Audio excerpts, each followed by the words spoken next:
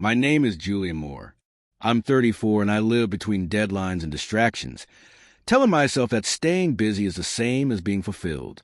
I've become very good at appearing present while emotionally keeping my distance.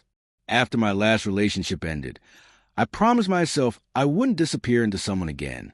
What I didn't notice was how slowly that promise turned into avoidance, how love became something I postponed for a future version of myself who felt less afraid. The moment that shifted something in me happened during a random voice message. An old friend sent it by accident, her laughing mid-sentence, unguarded, real. She apologized right after, but I listened to it 3 times before replying. That sound stayed with me. It reminded me of how intimacy used to feel effortless before I started measuring every emotional risk like a loss waiting to happen.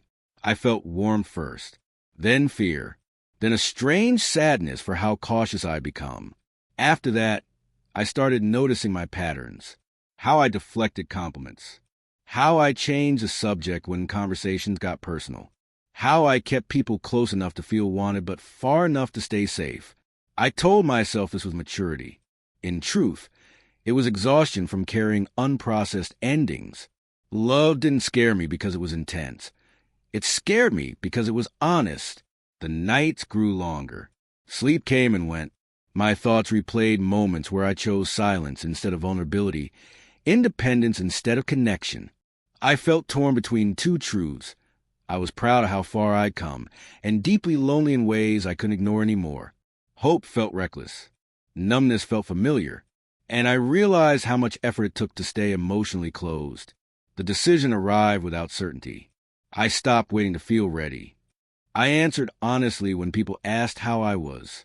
I stayed in conversations instead of escaping them. I let myself care without rehearsing the ending.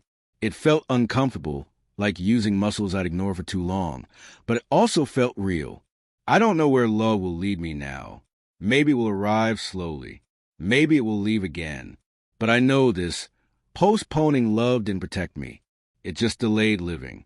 And if love asks for presence more than perfection, then this time, I'm choosing to show up,